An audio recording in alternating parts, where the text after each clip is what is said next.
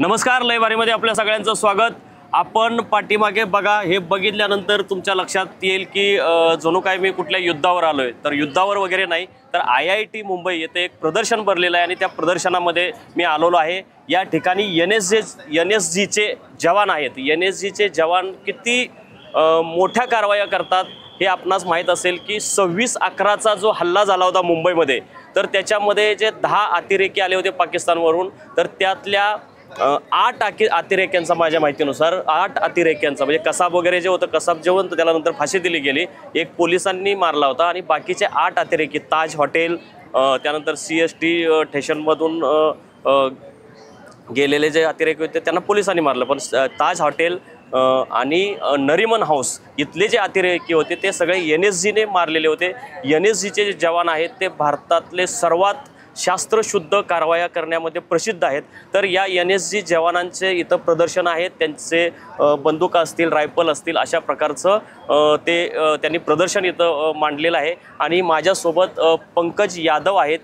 Sir नमस्कार, लयबारी में। नमस्कार। सर आपका डेजिग्नेशन क्या है? मैं मेजर पंकज यादव हूँ। मैं स्कॉन कमांडर हूँ NSG मुंबई में। ओके, तो सर ये जो एग्जीबिशन है इसमें क्या क्या आपने रखा है उसके बारे में आप बोलते रहिए, मैं सुनता रहूँगा। सबसे पहले जो आपके सामने ये 6 कमांडोज दिख रहे हैं, हाँ। ये हमारी एक बेसिक हिट होती है। जो हमारी सबसे छोटी टुकड़ी जो कोई भी ऑपरेट करती है, वो ये 6 कमांडोज होते हैं। तो अच्छा, ये मतलब एक टुकड़ी में 6 जन रहते हैं? एक टुकड़ी में 6 जन रहते हैं। हाँ। ये सभी कमांडो पूरी तरह से इक्विप हैं, जिनके पास एक प्राइमरी वेपन जो इनका ये MP5 हथियार है, जिसमें इसके पास MP5 SD है जो आप देख सकते हैं। ओके, ठीक है। उसके अलावा एक सेकेंडरी हथियार जो ग्लॉक पिस्टल है, जो इनके बगल में है। क्योंकि मतलब हमारा ये नहीं, ये अच्छा, ये पिस्टल है। हाँ जी। अच्छा, और मेन हथियार ये है? हाँ जी। इसके अलावा ये हथियारों पे जो भी इनको हथियारों को अच्छे से चलाने के लिए जो साइट्स की रिक्वायरमेंट होती है और लेज़र फोकस की रिक्वायरमेंट होती है, वो इसमें लगा हुआ है हथियार के ऊपर। अच्छा, कुछ चीज़ें 26/11 में जो यूज़ किया था, ये सेम हथियार था या उस समय अलग था? यही हथियार था, MP5A3। ओके जी।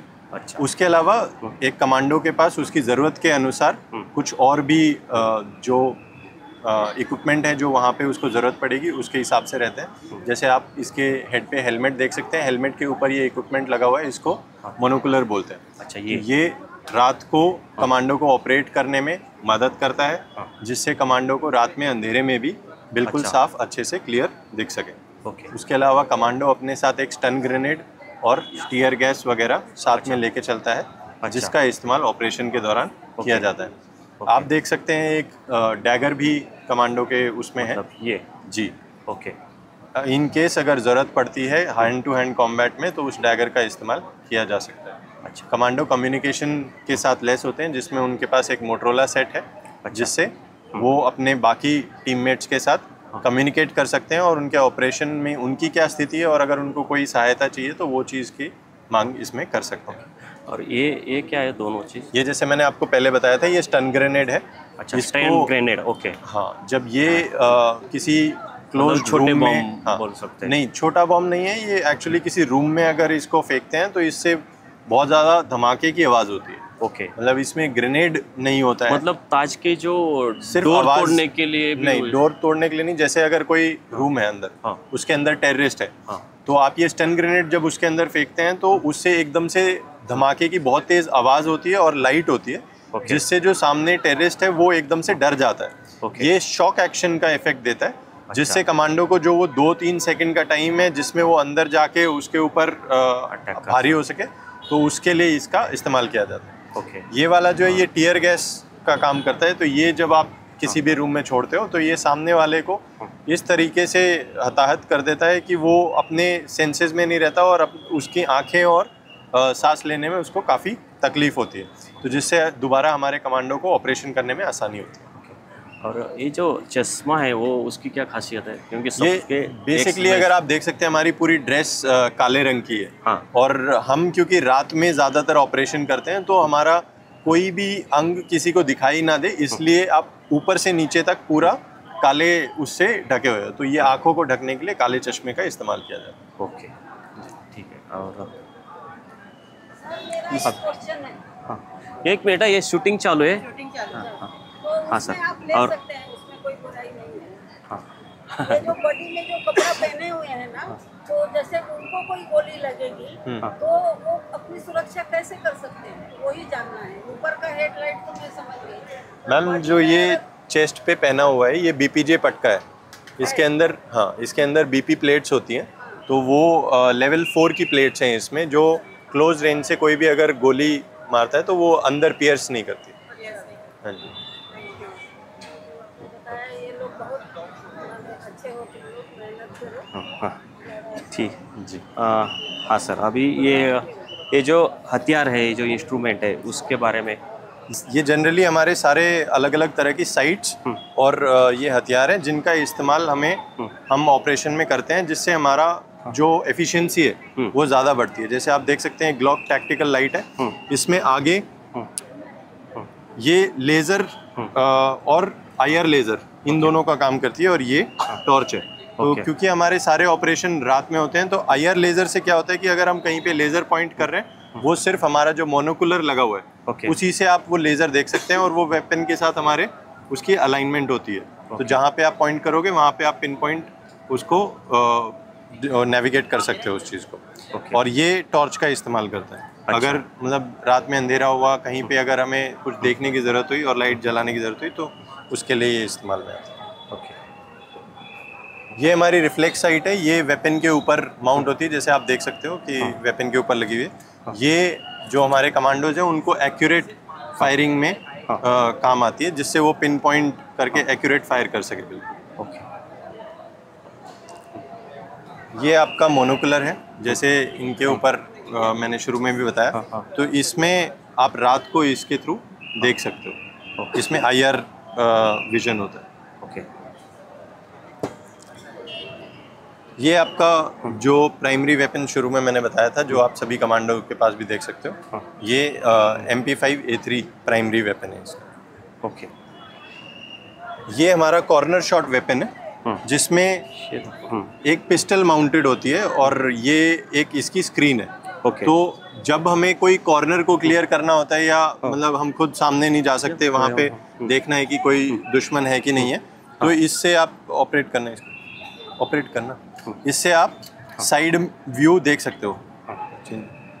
जैसे कोई कॉर्नर है, कोई दीवार के साथ में, आप यहाँ खड़े होके आप वहाँ से दीवार के दूसरी तरफ की वो चीज़ भी मतलब यहाँ पे दीवार है, हाँ, तो आप यहाँ खड़े रह के यहाँ का अगर कोई टेररिस्ट है तो उसको उड़ा सकते हो। वो आपको स्क्रीन में दिखाई देगा, और ये पिस्टल से आप उसको नेविगेट भी कर सकते हो।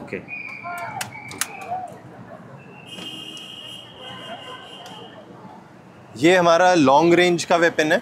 ये जनरली बाहर से सपोर्ट करने के लिए हम यूज़ करते हैं, इसको मिनीमी बोलते हैं।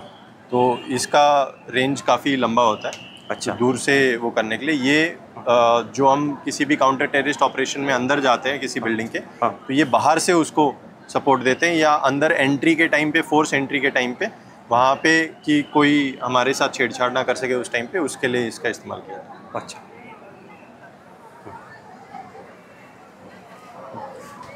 ये फाल्कन आई कैमरा है, जो ये स्नाइपर जो हमारा वेपन है इसके साथ लगता है। वो जो आगे वाला वेपन है उसके साथ, ये जो वेपन है उसके साथ एक कैमरा लगता है। बिल्कुल। ये स्नाइपर हमारे जनरली बाहर लगते हैं मिनीमी के जैसे ही, लेकिन ये बिल्कुल एक्यूरेट शूटिंग के लिए। वो दुश्मन को बस दूर करने के लिए, ये अगर दुश्मन कहीं पे दिखा है तो उसको बिल्कुल एक्यूरेट बाहर से पिन पॉइंट करने के लिए, कि बाहर से अगर किसी खिड़की से या कहीं पे वो बाहर आया तो दूर से ही उसको नेविगेट कर सके। तो ये काफ़ी दूर से 600 से 800 मीटर दूर से आप बिल्कुल एक्यूरेट इस पे निशाना ले सकते। ये 2 व्हील रोबोट है। जैसे कॉर्नर शॉट वेपन था कॉर्नर क्लियर करने के लिए, तो ये 2 व्हील रोबोट को हम इसको कहीं भी ऐसे अंदर फेंक सकते हैं, और उसके बाद यहाँ इसका ये कैमरा लगा, ये अंदर का हमें पूरा नेविगेशन करके बताता है। तो हमें खुद अंदर कहीं भी जाने की जरूरत नहीं, बस इसको फेंक दिया आपने, तो ये आपको वहाँ से पूरा फीड देता रहेगा। ये इसका वो है, कंट्रोल है। मतलब वो घुमा सकते हैं आप किधर? हाँ, इसको आप अंदर कहीं भी घुमा सकते हैं, जिससे ये आपको पूरा उसका कंट्रोल दिखाएगा। ये रोप लाइन थ्रोअर है। इसमें आप देख सकते हैं कि पीछे लंबी रोप लगी हुई है, और ये इसका एंकर है। इसको इसके अंदर फिट करके ये इसका गैस सिलेंडर है और यहाँ से आप फायर करते हैं। तो बेसिकली हमें जैसे अगर किसी बिल्डिंग, सामने एक बिल्डिंग आप देख सकते हैं, अगर मुझे उसके ऊपर जाना है और मतलब कोई रास्ता मुझे नॉर्मल दिख नहीं रहा है, तो उसके बाद हम इसको इसमें लगा के हम इसको यहाँ से फायर करते हैं और ये वहाँ छत पे जाके अटक जाता है, जिसके बाद ये रोप की मदद से हमारे सारे कमांडोज ऊपर चढ़ सकते हैं और ऑपरेशन को अंजाम दें। ये क्या है अभी? आरओबी का ना? ठीक।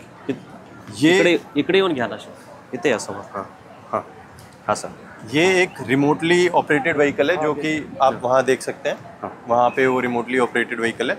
इसका इस्तेमाल जो हमारी बीडी टीम है, जो हमारी बॉम्ब डिस्पोजल की टीम है, वो इसका इस्तेमाल करती है। सपोज कहीं पे कोई बॉम्ब या कुछ ऐसा सस्पेक्टेड आइटम पाया गया जहाँ पे अगर मैं खुद अपने कमांडोज को भेजता हूँ तो उनकी जान को खतरा हो सकता है, तो उस केस में हम इस व्हीकल को आगे भेजते हैं और ये व्हीकल वहाँ से वो सस्पेक्टेड आइटम को किसी सिक्योर एरिया में लाके और वहाँ पे छोड़ देते हैं।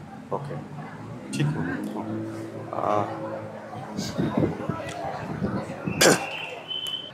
ये हमारा शेरपा व्हीकल है। अच्छा। ये रेनॉल्ट कंपनी का बना हुआ है। ये बेसिकली पूरा बुलेट प्रूफ व्हीकल है। इसमें हमारे जो आपने हिट देखी थी वो 6 कमांडो इसके अंदर बैठ के जब हमें कहीं फोर्स एंट्री करना हो और वो बिल्डिंग के आसपास बहुत ज़्यादा खतरा हो कि मतलब अगर कोई नज़दीक जाने की कोशिश करेगा तो उसके ऊपर फायर आ सकता है, तो इसका इस्तेमाल करके हम वो बिल्डिंग के बिल्कुल नज़दीक जा सकते हैं और बिल्डिंग के अंदर घुस सकते हैं। तो उसके लिए बुलेट प्रूफ होगा ना? पूरा बुलेट प्रूफ व्हीकल है, मतलब एक कांच को छेद नहीं सकता। हाँ, नहीं छेद सकता। बुलेट प्रूफ ग्लास है, पीछे भी पूरा पैनल इसका बुलेट प्रूफ। अच्छा, इसका हाइट और टायर देख के मतलब ये किधर भी मतलब घुसा सकता हाँ, कहीं भी घुसा सकते हैं। ओके जी। अच्छा, ये बम गिरने से कुछ नहीं? हाँ जी मैम। अगर ऊपर से बम गिराएंगे तो इस गाड़ी को? मैम, हर मेटल का कुछ लेवल तक होता है कि इतने इम्पैक्ट पे वो कुछ नहीं होगा, लेकिन उस इम्पैक्ट से ज़्यादा होगा तो फिर इसको भी थोड़ा बहुत प्रॉब्लम होगी, बट अंदर बैठने वाले जनरली सेफ रहेंगे। हाँ। जो पुलवामा में था वो नॉर्मल बस थी, ये ऐसी नहीं होगी ना जो वो तो हाँ, वो नॉर्मल बस थी। ओके हाँ। देखिए, ये हमारे पास अलग अलग K9 है। अच्छा, जिसमें K9 ये मतलब डॉग को हम K9 बोलते हैं। हमारी K9 यूनिट है जिसमें एक ये हमारे पास लैब्राडोर और एक बेल्जियन। ये क्या है? ये लैब्राडोर है। हाँ। और वो बेल्जियन मेलनॉइज है। ओके।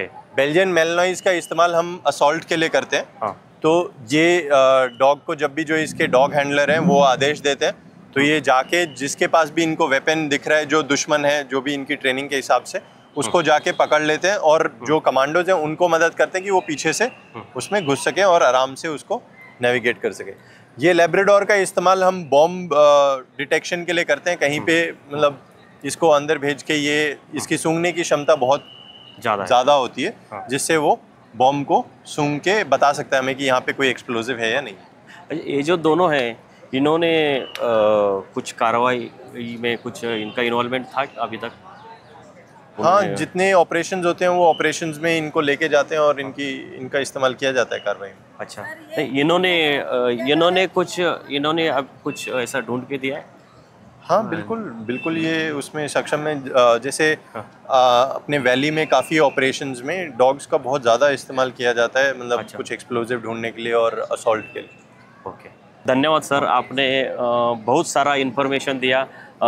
मी सगळ्या वाचकांना, प्रेक्षकांना सांगू इच्छितो की हे जे NSG जवान आहेत ते त्यांच्या जीवावर उदार होऊन कारवाया करत असतात. म्हणजे त्यांची जी लढाई असते, त्यांचं जे काम असतं ते थेट अतिरेकी असतील किंवा जे देशद्रोही आहेत आणि जे आपल्या देशाला नुकसान पोचवण्यासाठीच्या कारवायांमध्ये जे अतिरेकी सहभागी झालेले असतात त्यांना शोधणं आणि त्यांचा खात्मा करण्याचं काम ते करत असतात आणि ते करत असताना त्यांना जीवावर उधार व्हावं लागतं. आपण बघितलं असेल की ताज हॉटेलमध्ये यांचेच एक सहकारी, त्यांचं मला नाव आठवत नाही, ते शहीद झाले. उन्नीकृष्णन. हां, संदीप उन्नीकृष्णन.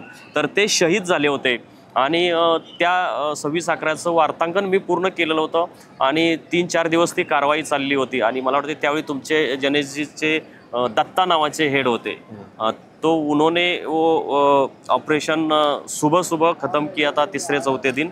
तो ये कितने इम्पॉर्टंट लोग हैं, हे किती महत्त्वाचे लोक आहेत, यांच्यासाठी आपण खरं तर सलाम केला पाहिजे, कारण ते जीवावर होऊन आपल्या देशासाठी काम करत असतात. आपण जास्त तर राजकीय आणि इतर बातम्यांमध्ये गुंतलेला असतो, परंतु ह्या देशसेवा करणाऱ्या लोकांकडेही आपण लक्ष दिलं पाहिजे आणि त्यांची माहिती घेतली पाहिजे।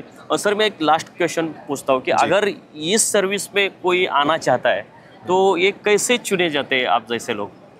तो एनएसजी एक वॉलंटियर फौज है जिसमें आर्मी और अलग अलग सीएपीएफ फौज के लोगों को इसमें आने का मौका दिया जाता है, जिसमें आप पहले अपने फौज में अपना वॉलंटियर फॉर्म भरते हैं कि हम ये एनएसजी में जाना चाहते हैं। उसके बाद आपका 3 महीने का एक प्रोबेशन होता है मानेसर में।